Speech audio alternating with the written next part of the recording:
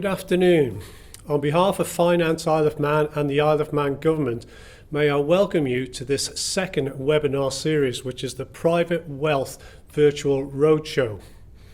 The Isle of Man is a small island nation in the middle of the Irish Sea. To one side we have the UK and England, and to the other side we have Ireland and Europe. We are a very small nation, but a very powerful nation, and we are agile, we are strong, we are stable, and we are secure. With regards to financial services, we have been in this industry for over 40 years. Our history and our pedigree with regards to the finance industry is well recognised internationally. We were recently recognised with the International Investment Award for the Best International Finance Centre for the third time out of 4 years, something we are very, very proud of. It makes a big statement with regards to the Isle of Man government and the industry working closely together. We believe in long-term strong relationships, and that's why we've been doing business in Hong Kong and Asia for many, many years. And if you're considering an international finance centre, we hope you will consider the Isle of Man, because we are strong, because we are stable, and we are secure. When I say we are strong because we have a very diversified economy. We are stable because we have a government that has been here for over 1,000 years, a government that is business friendly. And we are secure because we regulate to a very high standard, and that will protect your assets and that will protect your reputation. So we hope you will take something from this webinar when you speak to our professionals, which I'll now pass you over to. I'd like to spend a few minutes talking about the Hong Kong market and talking about the Hong Kong market's requirements for companies incorporated overseas, and particularly how the Isle of Man and the Isle of Man 2006 Act company in particular can start to meet some of those requirements in the region. Now, the most popular overseas jurisdiction in Hong Kong at present is the British Virgin Islands, and the Cayman Islands is also very popular. Now, what the Hong Kong market is really looking for is a jurisdiction that is competitive and low tax, a jurisdiction whose corporate vehicles are low maintenance and have few obligations, and a company law environment and a legal framework that the market is familiar with, a jurisdiction that's well regulated, low cost and responsive. Now, I think the Isle of Man and the Isle of Man 2006 Act company meets all of these requirements. I don't have time to go through each of these requirements in detail now. I want to spend a little bit more time talking about the ongoing maintenance obligations and how that makes the 06 Act competitive, but I will run through them very quickly.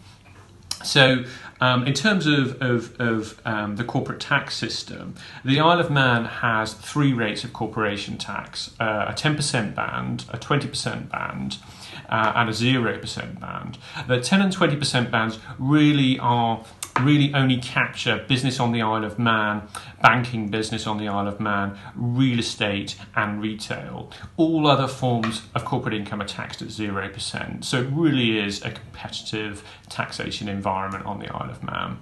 And in terms of the legal and regulatory system, the Isle of Man's law is based on English common law, so it really is very familiar to the market in Hong Kong.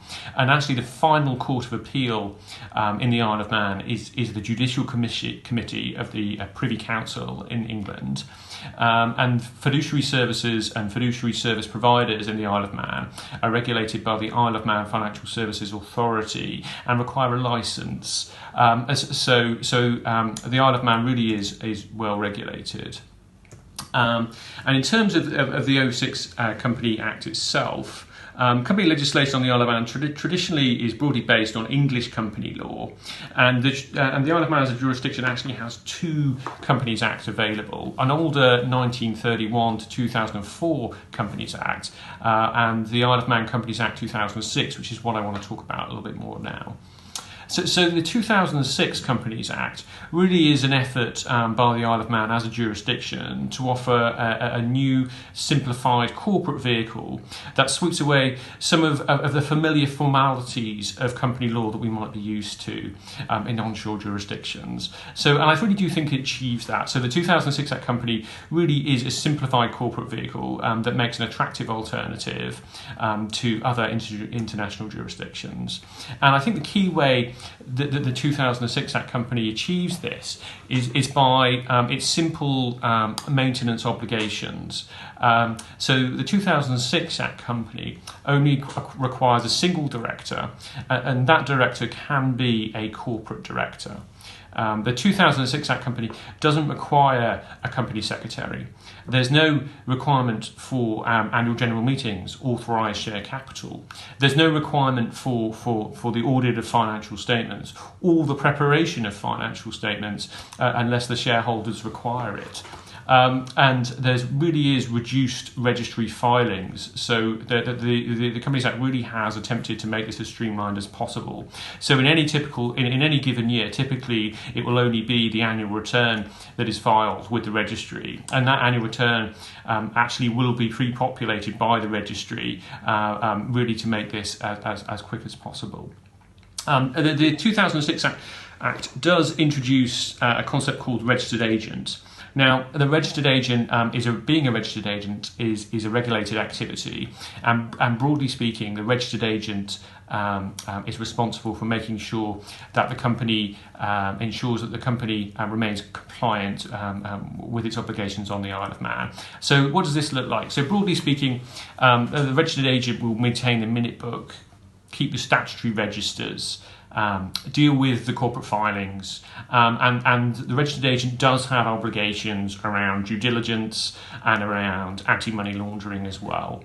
And it'll often be the registered agent who provides the statutory registered office, and it will often be the registered agent that keeps the accounting records. And if they don't, they need to be provided with them by the UBO.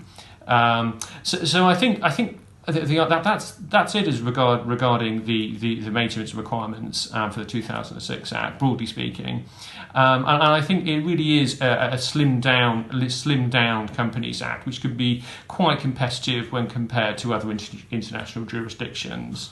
I think it complements the pro-business culture on the Isle of Man, and I think it sits well with the well-regulated and low-tax environment that the Isle of Man has.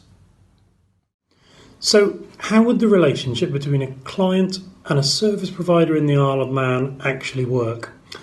Well, Isle of Man regulation requires service providers in the Isle of Man to have a full understanding of the activities and the financial transactions of a trust, a company, or a foundation. But that very much works in a client's favour. Underpinning all of this is that every company needs directors. There are two types of company in the Isle of Man, as other contributors to this webinar have referenced. A 1931 Act company, where there are two directors, both of whom must be individuals, and a company secretary. And also a 2006 Act company, where there's one director who can be a corporate vehicle and also a registered agent who serves an important function in ensuring things are properly run in the Isle of Man. 2006 Act companies function very much like British Virgin Islands companies, and all of the ease of use and changing things and carrying out activities that you see with British Virgin Islands companies can very much be done with an Isle of Man 2006 Act company. But there is one difference. Most Isle of Man service providers will require that they act as a director, either the entire board or as part of a mixed board.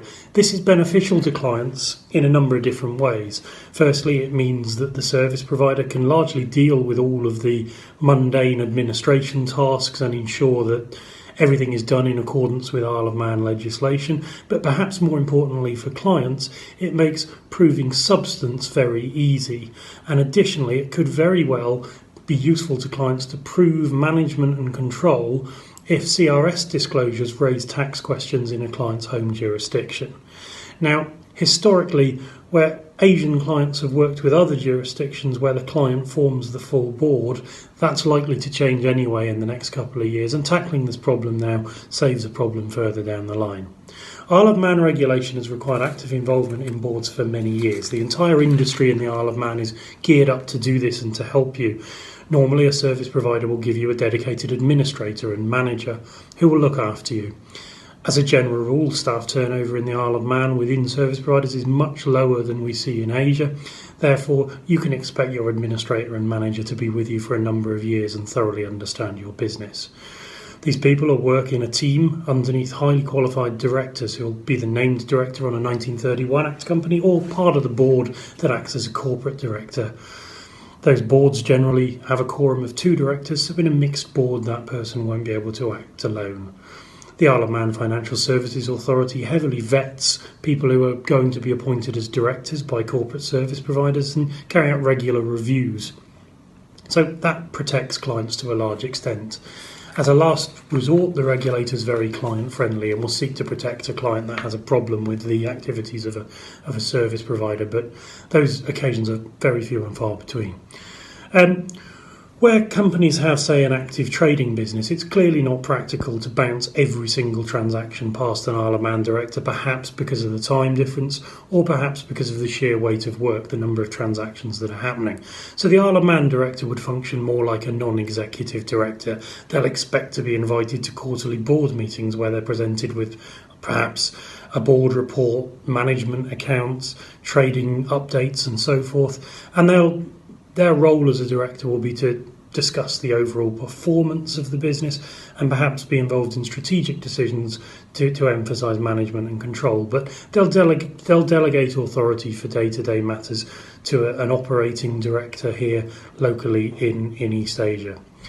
Many service providers, including most of those who've contributed to this webinar, also have offices in Asia, and it could very well be that they'll be able to run your day-to-day relationship through an individual based in Hong Kong or Singapore using the language skills that you'd expect to find of the people in those offices, which can go a long way to negating any problems in dealing with time difference and language.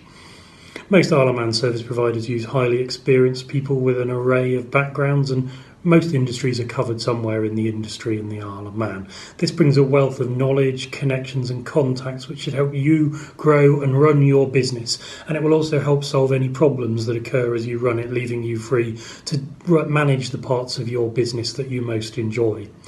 Moving on to the thorny subject of fees, it's important that you understand the charging structure that you're signing up for. European models can differ from what we're used to seeing in Asia, but again, this should work for a client's benefit. Because service providers want to add value, they've traditionally built on a time charge model. However, increasingly they may have moved towards an all-inclusive fixed fee, which from a client's perspective is about as clear and straightforward as you can get. So, in summary, key questions to consider when you select an Isle of Man service provider: what information will they need on a regular basis, and what's the most efficient way that you can provide that to them?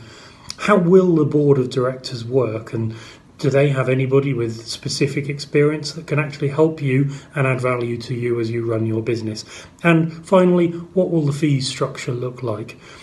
All of those questions can be easily answered by quality service providers in the Isle of Man and should enable an Isle of Man service provider to proactively help you in running your business.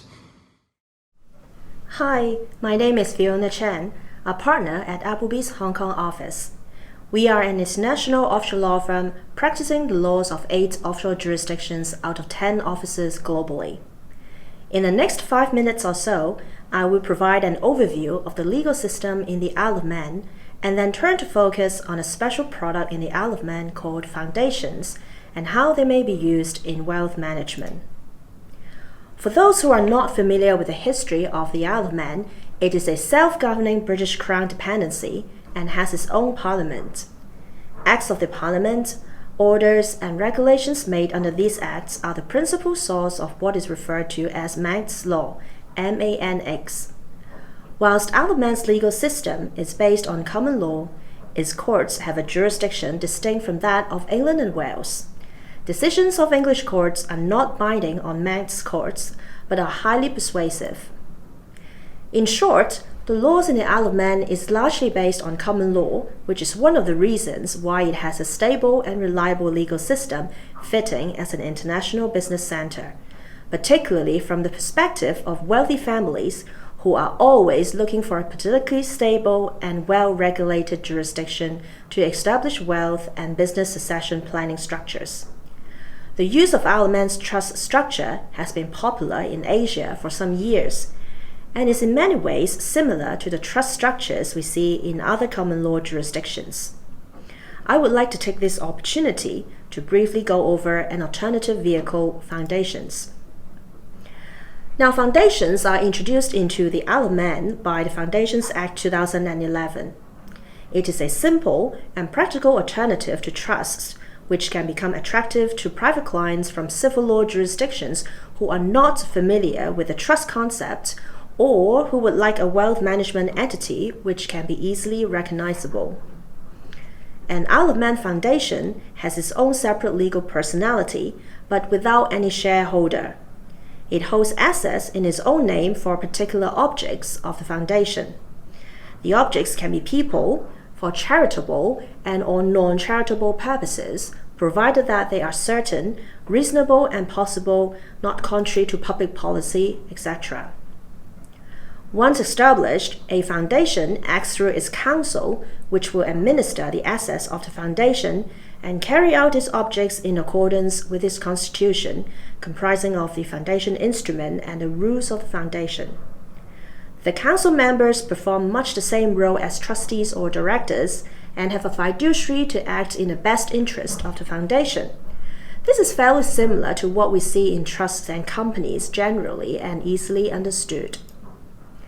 A foundation is highly flexible in terms of how long it may last, how the founder may remain involved in the management of its affairs, and how much information the beneficiaries are entitled to.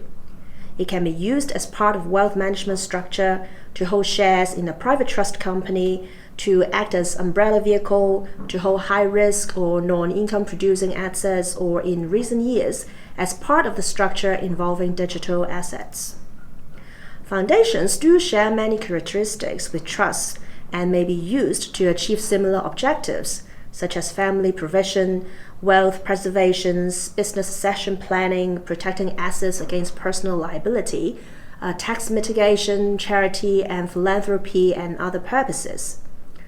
Also, it is worth noting that a foundation is largely tax neutral, and there is no capital gains tax or inheritance, gift, or estate tax in Isle of Man, though clients are strongly advised to seek tax advice in the jurisdictions of residence of the founder, the beneficiary, and council members.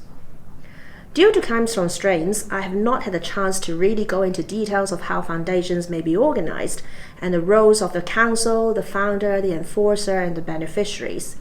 For those who would like to know more about foundations or the use of element structure in wealth management, please feel free to reach out to us for further information or get in touch with Isle of Man Finance to discuss any needs.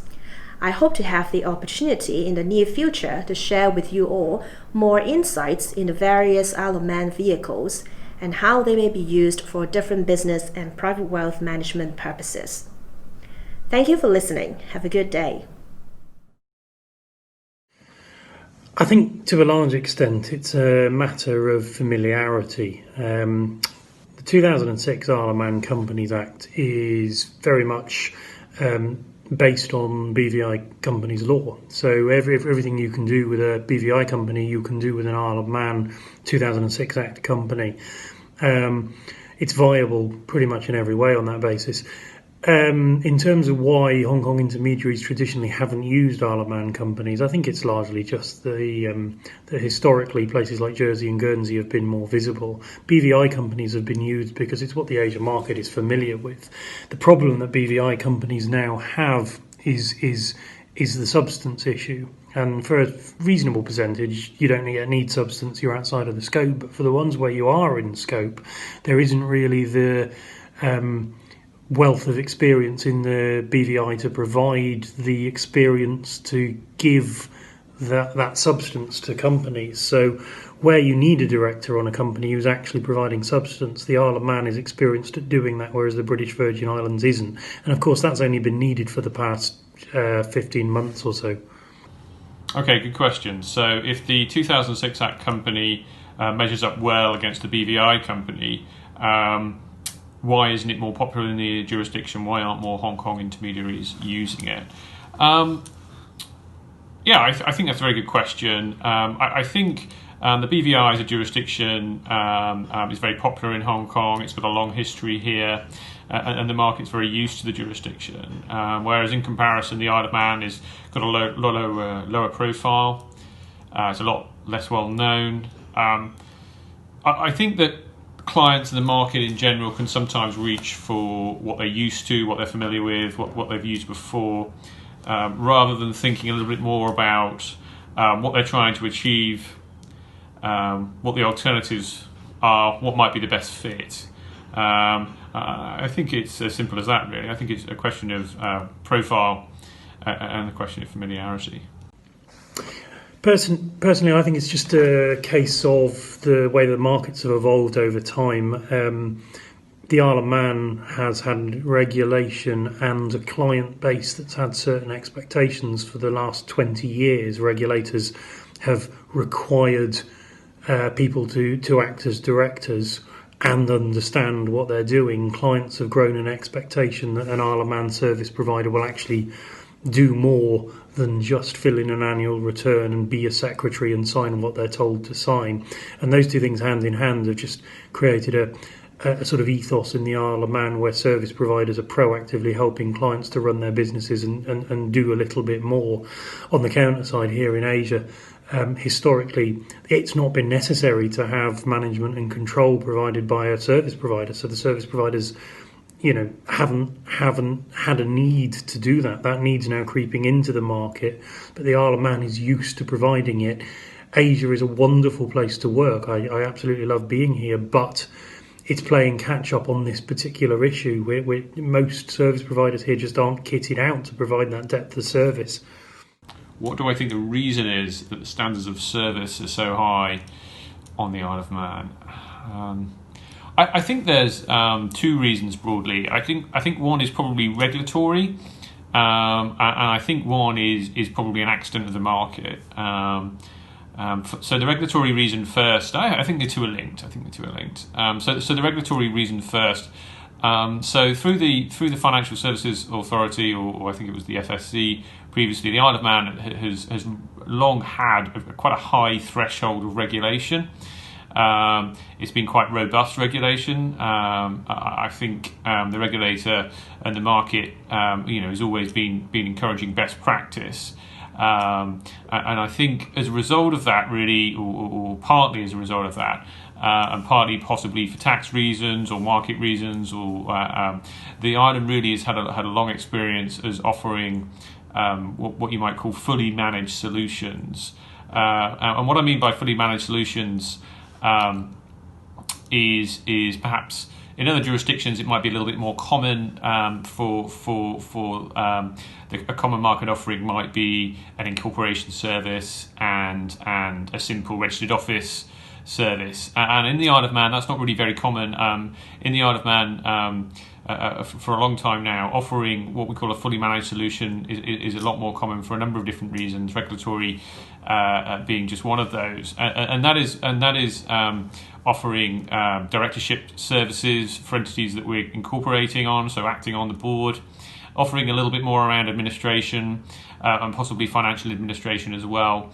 And so the Isle of Man might be a little bit more used to offering a comprehensive all-round service that can be found in one or two of the other jurisdictions. And I think through providing these fully managed services, by providing a more comprehensive service, service providers on the island are going to know a little bit more about your business. They're going to know a little bit more about the entity. They're going to know a little bit more about you. They're going to know a little bit more about the history and what's involved. and as a result, they're able to inevitably provide a better service. And I think importantly, this puts the Isle of Man more recently in a stronger position than possibly one or two of the other jurisdictions, because of its history of sort of favouring this type of offering. The new economic substance regime that's coming in, or that's come in, puts the sector, puts the island in a much better position to deal with economic substance regulations, because it's really been geared around this sort of offering for many years. I'm really excited about the use of Isle of Man foundations because I think they offer a whole load of opportunities which we've only really scratched the surface of here, and I've been meaning to be honest, for years to do a seminar on this at some point. In fact, Asia has turned to trusts in the past half decade in a big way, but there is still the problem here that most clients in this part of the world don't want to relinquish control. They don't want their assets to be held in the legal name of somebody else. They're not comfortable with that. When they buy things, they want a certificate that shows ownership. They want to be able to go to a company's registry and be able to demonstrate legally that they're the owner of an asset. And in a funny way, a foundation achieves both of those things. You can operate a structure that in some ways is a bit like a trust, and you can simultaneously have a certificate that proves it exists and shows that demonstrates that you are the owner of it.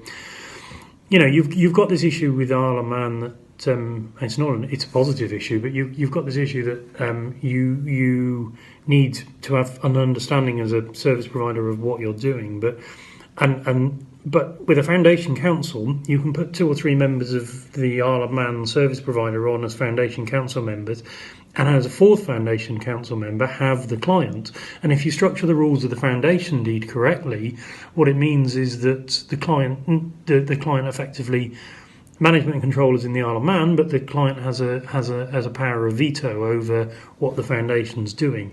And I think that's very attractive. And the fact that the Isle of Man will accept Chinese language as the primary language on the company's registry when you file a foundation deed gives a lot of comfort here, because other comparative jurisdictions won't allow that. You must have the English language version as the primary version of the document, and there's a considerable part of the population that doesn't necessarily speak English well enough to understand the ins and outs of a legal deed, and to have the Chinese as the primary version is a big plus. I think there's a big amount of potential for a lot of clients that are currently using trusts to actually use foundations, and it would be a more appropriate instrument for them.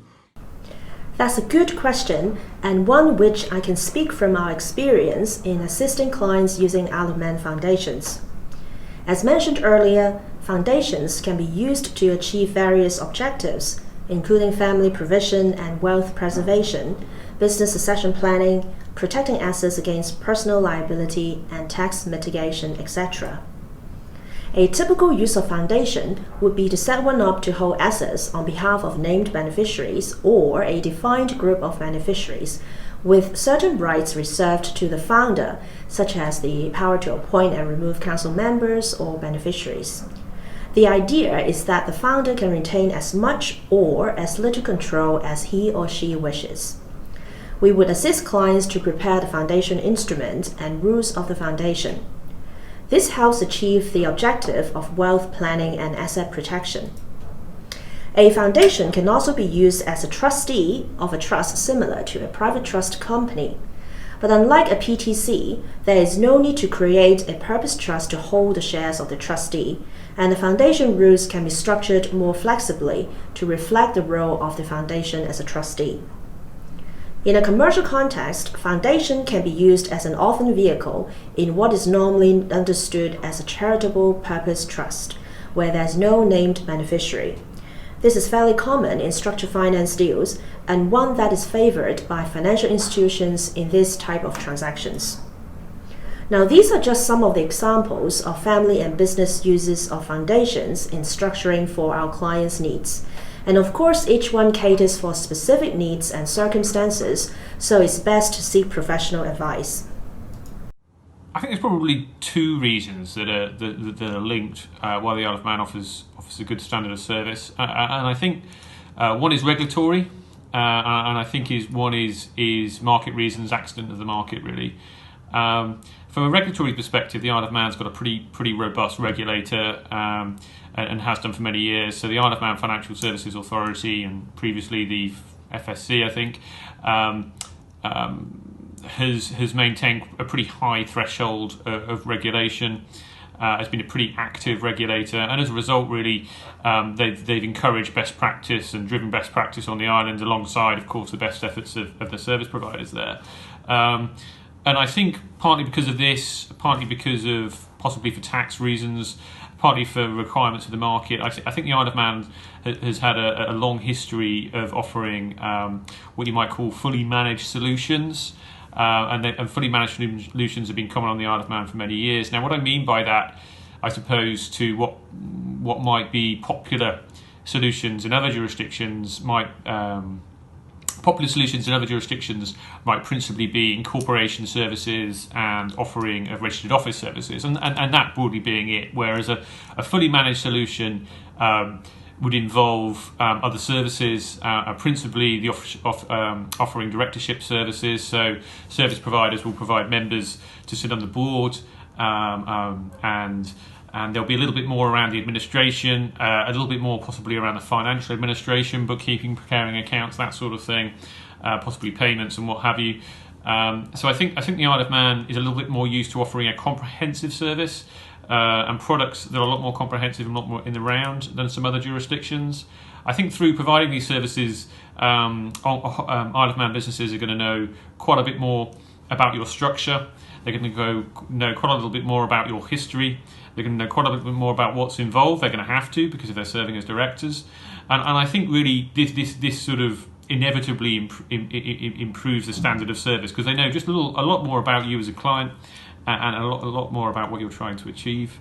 And I think importantly, this puts the Isle of Man in a stronger position than one or two other jurisdictions. I think in this new era of economic substance regulations, the substance of an entity, the substance of a structure is a lot more important. And because the Isle of Man's been offering services around this for many years now, the sector really is geared to be able to fulfil this need and provide these services properly and in a timely manner. I think using an Isle of Man company to hold UK property assets in a number of occasions is basically a no-brainer. I mean, if you look at it from the perspective of a bank that's lending money in London to somebody to buy a UK property, you could use a Hong Kong company, you could use a Singapore company, you could use a BVI company, but the banks are much happier to lend to Isle of Man companies. They're familiar with the paperwork, they can access the lawyers easily, they know who to go to, they know who to work with. The British Virgin Islands is a big negative for London lenders, because it's quite difficult to enforce a security in the British Virgin Islands, and whilst on the face of it that's maybe not what clients are most concerned about, it causes you a problem if you want to take out a big mortgage from a bank and the bank are unhappy to lend because they're a bit concerned whether they could get their security back or not. I'm sure there are other people on this seminar other than me who can speak at greater length about the advantages from a VAT perspective of using the Isle of Man as part of the UK VAT net, particularly where you're acquiring a property that is a going concern in the UK. The Isle of Man VAT office is incredibly quick and agile when it comes to the VAT refunds on the VAT you pay on a property that's registered as a going concern. They're also, one of the beauties of the Isle of Man is that it's a small enough place that a service provider that has a very, very valuable client can go and have a conversation with them in advance, and they're open to a conversation about it. But the simple summary is that the Isle of Man is an ideal place the Isle of Man is an ideal place to form companies to buy UK property assets, just because people in the UK are used to dealing with them.